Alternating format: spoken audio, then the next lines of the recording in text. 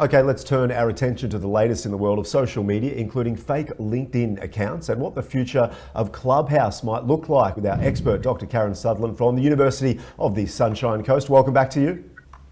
Hi, how are you doing today? Yeah, good, thank you. So this is interesting because LinkedIn, when we talk about fake accounts and this sort of thing, we don't often talk about LinkedIn, but there's a report out that is still finding a number of these profiles.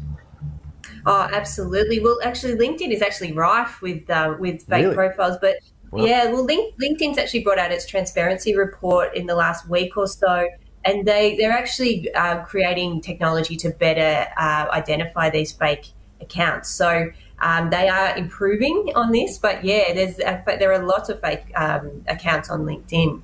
Right, I didn't realise, because we talk about bots, you know, which is always on Twitter, Instagram, all that sort of thing. So why are there so many accounts, you know, is it professionals that people are trying to fake? Is it, you know, jobs, employment? Why is this happening, do you think? I mean, essentially with LinkedIn, because the algorithm works so well, it can get such great organic reach.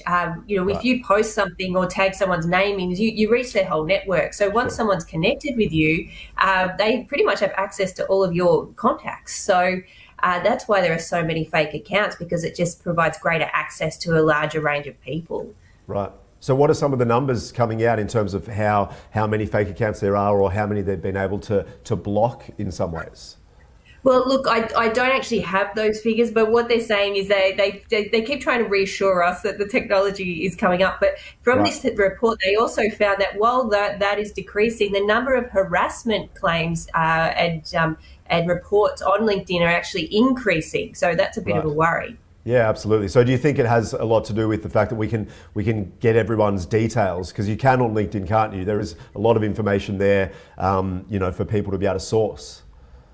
Oh, totally. And I think too, it's changed from being just a professional platform, which is what it's best used as, but people are posting much more sort of political content and other things now, and that's sparking these debates and also sparking a bit of harassment as well. So I know some people get, you know, harassing sort of messages in their direct message inbox and things like that, but even in the comments now, there is this sort of conflict going on. Yeah, true. I have actually noticed that a little bit more. So we'll see how that plays out, because obviously Twitter is the one where there's all these comments and arguments, but LinkedIn, it's like we're seeing a little bit more of that, which is not really probably what we want. Maybe people are shifting over, you know, maybe they're shifting over to LinkedIn. God, let's hope not. My goodness, we don't need any more of that. Hey, let's talk about Clubhouse. You mentioned, I think a couple of weeks ago, Android users can now get involved in Clubhouse. So how is this going for them?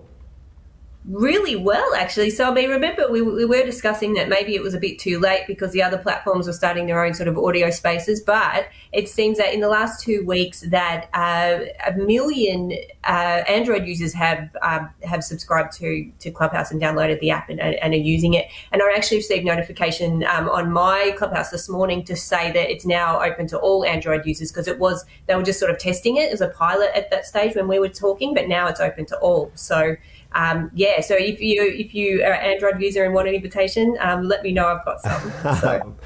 and just finally on Clubhouse, because it had so much momentum early days, I'm interested to hear, what is it doing now, do you think? Is it still building that momentum? Do you think it's slowed down? Because we want to know, you know, will the future of Clubhouse continue to grow?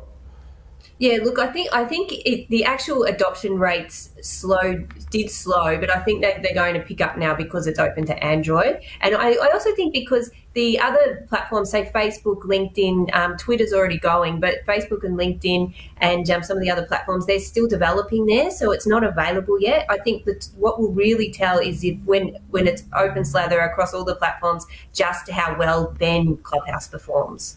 That will be interesting to watch for sure, because it went crazy early days and it's always hard to build that momentum. So we'll keep track of that. Hey, thanks so much for your wrap on the world of social media. Enjoy your day. We'll talk soon. Thank you. Have a great day.